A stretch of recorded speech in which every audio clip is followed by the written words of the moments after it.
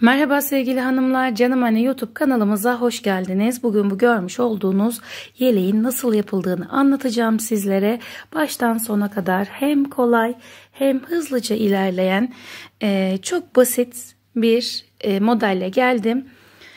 Şöyle hemen gösteriyorum, bakın yaka kısmını. Güzelce bir farklı bir model oldu. Ben çok severek ördüm. Umarım siz de severek öreceksiniz arkadaşlar. Yeleğimiz 1,5-2 yaşa uyumlu oldu. Toplamda 1,5 ip kullandım. 2 düğme kullandım. Sadece bu kadar malzememiz. Yine ip bilgilerini de birazdan vereceğim. Anlatımımıza geçmeden önce de kanalımıza hala abone değilseniz abone olmanızı rica ediyorum. Yayınlanan videolarımızdan haberdar olmak içinse bildirimleri açmayı lütfen unutmayın arkadaşlar. Şimdi bakalım nasıl yol izlemişiz, neler yapmışız, anlatımımıza geçelim. İp bilgilerimizle başlayalım hemen. Bakın arkadaşlar, 100 gramda 120 metre uzunluğunda ipimiz var. Hemen şöyle şişimize de bakalım. 6 ile 8 numara arasında örülebilir. Elinizin sıkılığına, gevşekliğine bağlı. Hemen şöyle ipimi açıp ilmeklerimi atmaya başlayacağım. Şimdi ilmeği nasıl ayarlayacağız arkadaşlar? Bir zincir çekip ayarlayabilirsiniz. Ben daha önce bu kalınlıkta iple örgü yaptığım için aşağı yukarı ne kadar olacağını biliyorum. Şimdi şöyle ilmeklerimi almaya başlayacağım. 35 tane ilmek atarak başlayalım. Buradaki 35 ilmeğimiz beden genişliği. Arka kısmını örüyoruz şimdi. Zaten bütün bir şekilde öreceğiz. Yani arka basen kısmından başlıyorum. Ve bu kısmı yükselteceğim. Şöyle 35 tane ilmek atarak başlayalım. 35 tane ilmek attım ve şu uç kısmında kalan ipi şöyle ilk ilmeğim gevşemesin diye düğüm atıyorum. Şimdi klasik haroşa öreceğim. Beden kısmından başladık. Arka kısımdan dümdüz öreceğiz.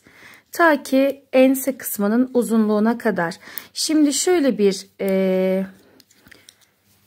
ölçü mantığımız var arkadaşlar. Şimdi tamamen santimler aklımda değil. Ama sanıyorum 32 santim, 1,5-2 yaş civarı bir boyuttaydı. Şimdi yapmamız gereken uzunluk aslında 35 santim. Yani belden enseye kadar olan kısım ve basenden enseye kadar olan kısım 35 santim. Şimdi öreceğimiz modelde 35 değil de böyle 30 santim civarı öreceğiz. Çünkü kalan kısmını da yine örerken devam edeceğiz. Tam olması gereken uzunluk, yani belden, basenden ense kısmına kadar olması gereken uzunluktan birkaç santim daha kısa olarak öreceğiz bu kısmı. Daha sonrasında da önler için ilmeklerimizi çoğaltacağız. Burada yapmamız gereken, kaç ilmek başladıysak, ki ben burada 35 ilmek başladım. Aşağı yukarı 2 yaşa uyumlu, 1,5-2 yaşa uyumlu diye tahmin ediyorum. Yine ölçülerini ördükçe, ilerledikçe vereceğim. Tamamını da dikmeden önce tamamen bir ölçü yaparız ve kaç yaş olduğuna tam bir ölçü vereceğim, dediğim gibi kaç yaş olduğuna söyleyeceğim. Şimdi dümdüz bir şekilde örmeye devam ediyorum. Ne kadar öreceğim? Aşağı yukarı 30 santim, 32 santim gibi öreceğim. Normal şartlarda hangi beden genişliğinde başlarsanız, bakın beden genişliği arka kısmına başladık. Olması gereken ölçüden, yani basenden enseye kadar, omuza kadar olması gereken ölçüden 3 santim, 4 santim daha azını öreceğiz arkadaşlar. Şimdi ben bu şekilde dümdüz örmeye devam edeceğim. Sonrasında da yine detaylarımız var. Az da olsa ilmek alacağız. Bunları da örgümü tamamladıktan sonra yine birlikte örmeye devam edeceğiz arkadaşlar. Evet, epeyce ilerledikten sonra şimdi yine detay kısmına geldik. Dümdüz ördük arkadaşlar. 30 diş boyunca ördüm. Şöyle anlatayım. Beden genişliği zaten videonun başında da söylemiştim. Beden genişliğinde başladık ve 30 diş boyunca ördük. Bu da aşağı yukarı 30-35 santim civarında. Şimdi sağdan 30 ilmek, soldan 30 ilmek alıyorum. Neden 30 ilmek? Bu kısmı 30 diş boyunca ördük arkadaşlar. Şimdi 30 ilmek aldığımda bakın şöyle göstereyim. Buraların her biri birer diş haroşa sayısında. Yani şöyle saydığımızda buradaki ilmekler 30 tane. Sağına ve soluna aynı şekilde 30'ar ilmek alacağım ve o şekilde örmeye devam edeceğim. Katladığımızda da birebir denk gelecek bu sayede. Yani başlangıcımız beden genişliği kadar, beden genişliğinin tamamını ördük. Belden basenden ense kısmına kadar tamamını ördük. Ardından da yine buradaki sıra sayısı kadar, yani kaç diş haroşa örmüşsek o kadar ilmek çoğaltıyoruz. Bu şekilde ayarlamanızı yapabilirsiniz arkadaşlar. Diyelim ki buradaki ölçümüz 35 diş haroşa. O zaman 35 ilmek sağdan, 35 ilmek soldan. Bu şekilde yapın ayarlamanızı. Burada tığ kullanacağım ilmeklerimi şişime alırken. Bakın şöyle son ilmekten tığımı geçirdim. İlmeğimi aldım, şişime geçirdim. Hiç ilmekten şişimi çıkarmadan tekrar bir ilmek daha alıyorum. Şişime geçiriyorum, tekrarlıyorum. 3 4 Bu şekilde alacağız ilmeklerimi, katına geçirdim sanırım. Evet, şu şekilde 5 6 7 Bu şekilde ilmeklerimizin tamamını alacağız. 30 ilmek daha katacağım. Ardından örmeye devam edeceğim. Şimdi bu şekilde 30 tane ilmek alıyorum. 30 tane ilmeğimizi bakın şöyle attık. İşim biraz zor olacağı benziyor. Çünkü şişim kısa. Masada rahat örebilmek için şişlerimi kısalttım. Ve biraz bu örgü beni zorlayacak. Eğer ki misinalı şişiniz varsa kesinlikle tavsiye ederim. Çünkü kısa şişle ilmekleri çoğalttığımızda zorlanacağız. En azından ben zorlanacağım. Öyle görünüyor. Şimdi ilmekleri tek tek yine haroşa örüyorum. Diğer uca geçtiğimizde diğer yöne yine aynı şekilde ilmek alacağız. İlmeklerimizi bu şekilde çoğaltacağız. Yine aynı şekilde 30 tane ilmek alacağız. Ve bu kısımlarda ön kısımlarımız olacak. Burada nasıl ayarlayacağız örgümüzü hemen kısaca onu da anlatayım. Şimdi diyelim ki beden tablomuz nedir? Arka kısım biraz yuvarlayarak anlatacağım. Eğer burası 30 santimse aşağı yukarı 1,5 yaşa uygun. Yükselttiğimiz kısım, yani kaç diş öreceğimiz nasıl belli olacak? Tam buranın yarısı kadar 15 santim, hatta düğme payında düşünürsek 16-17 santim olacak arkadaşlar. Yine beden tablosu burada devreye giriyor. 30 tane ilmeğimi ördükten sonra normal kısma geçeceğim. Orada da Normal örmeye devam ediyorum. Bakın hiç kesinti yapmadan diğer uca kadar bu şekilde dümdüz öreceğim. Evet, sıra sonuna kadar ördük. Son ilmeğimi de örüyorum. Örgümü çevirdim. Yine aynı şekilde bakın son ilmekten şişimi geçirip ilmeğimi aldım. Sol şişime aktardım. 1 2 3 4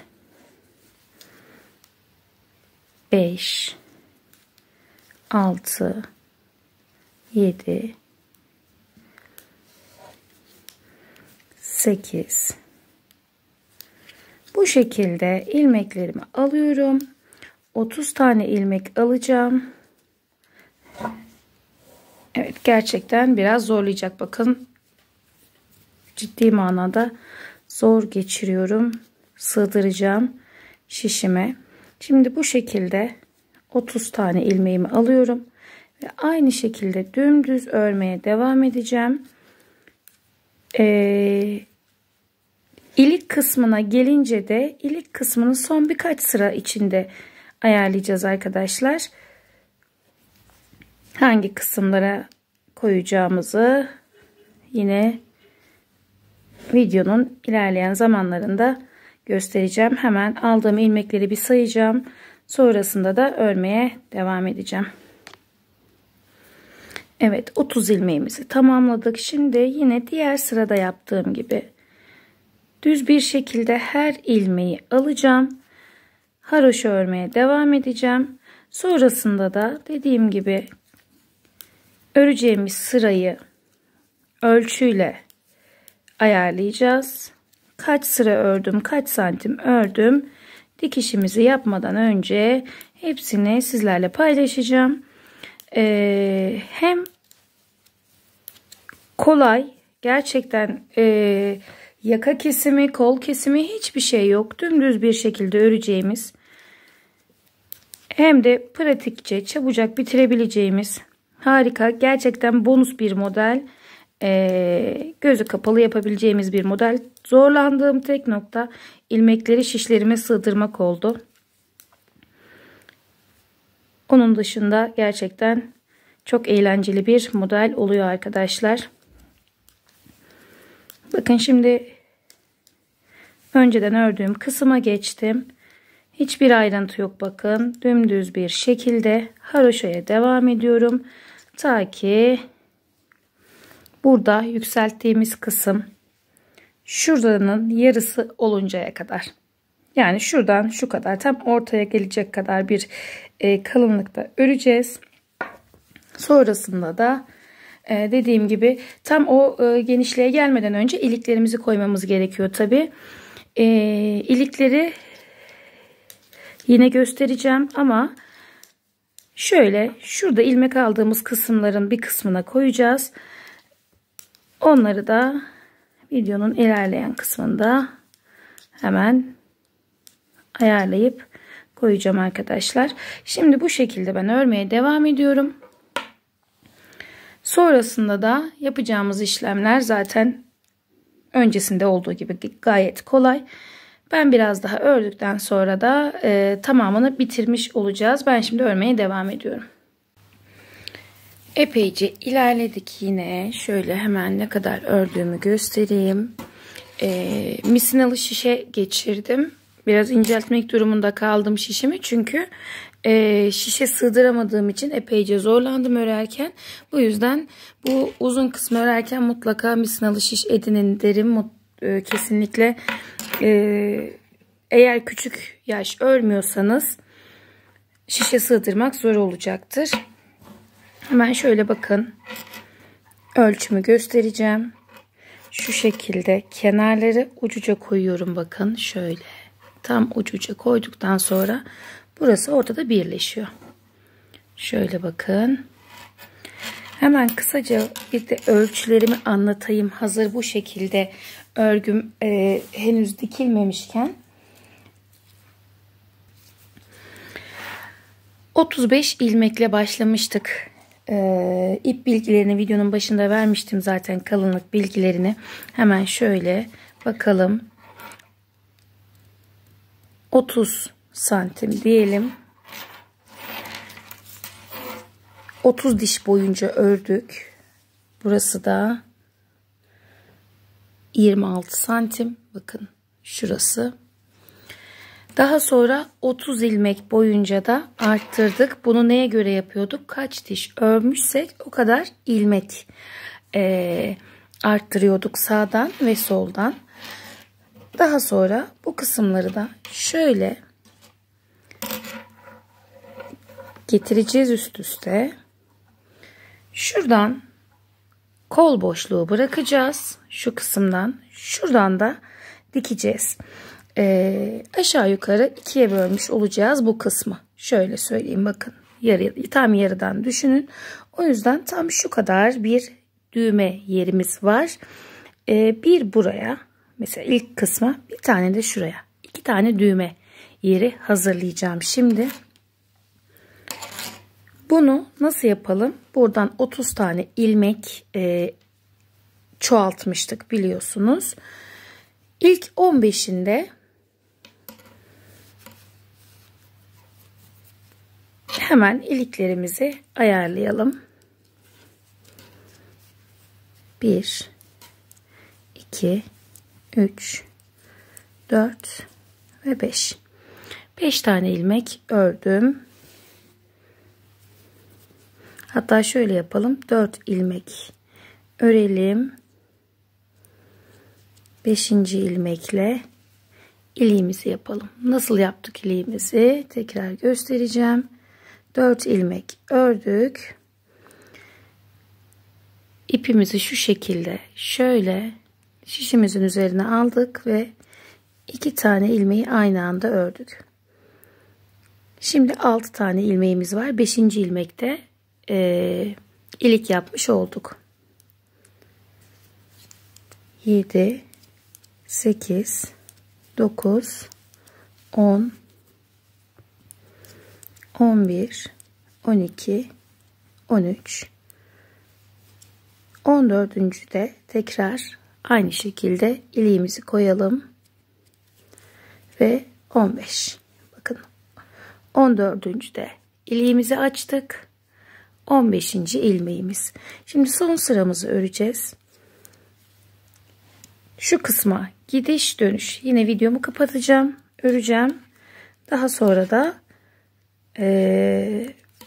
şişten çıkaracağım artık örgümüzü. Şimdi ben örmeye devam ediyorum. Sırayı tamamladık ve geri döndük. Şimdi ilikleri açtığım yere tekrar geldim. Bakın şu ilik olan ilmeğim. Yine bunu da dümdüz örüyorum. Haroşa devam ediyorum. Sıra başına geldikten sonra eğer dilerseniz ilik biraz daha içeride olsun. Bir sıra daha örülebilir burada. Tamamen tercih.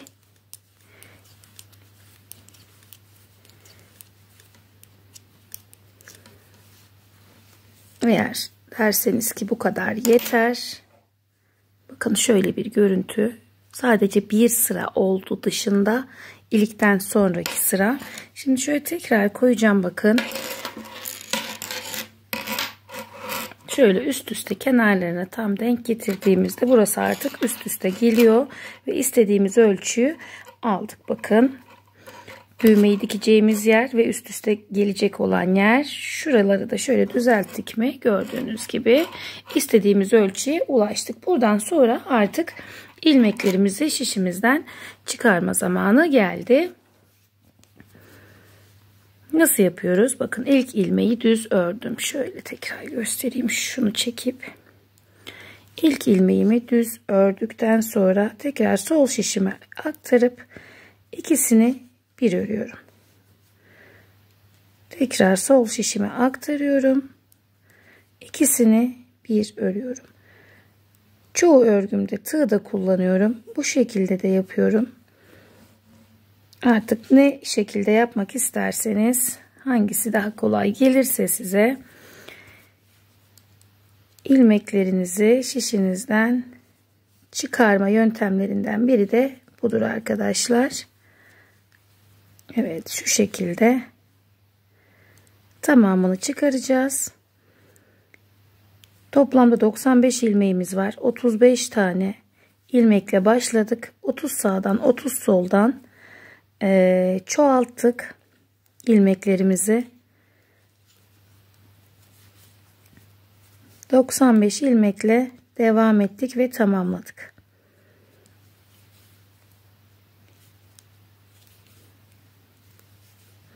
Evet, bu şekilde devam edeceğim. Hemen şurayı da bakın göstermek istiyorum. Çok da geride kalmadı iliğimiz. Bakın şöyle. Şimdi ilmeklerimizin tamamını şişten çıkardıktan sonra dikim kısmına geçeceğiz. İlmeklerimizin tamamını çıkardıktan sonra hemen bakın şu kısmını da diktim. 2 de düğme diktim tam iliklerimizin karşısına. Dikişimizi nasıl attık hemen göstereceğim. Bakın şöyle üst üste koyuyorum. Önce iç kısımdan ipimi bir sağlamlayacağım. Şöyle. Daha sonra üst üste koyup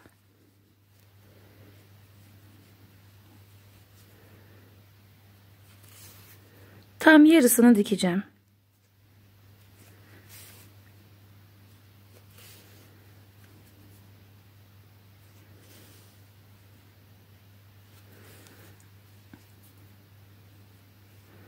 Bir alt bir üst dış kısımdan atıyorum ilmek dikişimi. Kaba olan örgülerde yani kalın şişle kalın iple ördüğünüz örgülerde iğnenin geçtiği çok belli olmuyor. Tabi renkle de alakalı.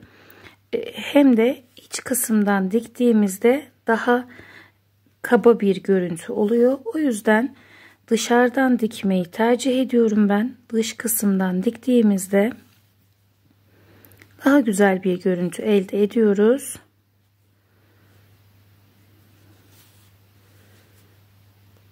Tam yarım kısmına kadar dikeceğiz.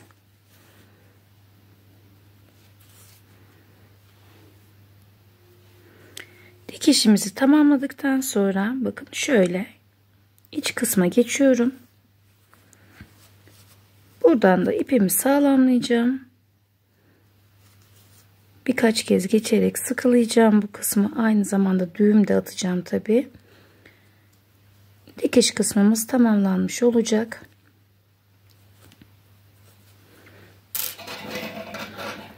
Düğmemizi de diktik.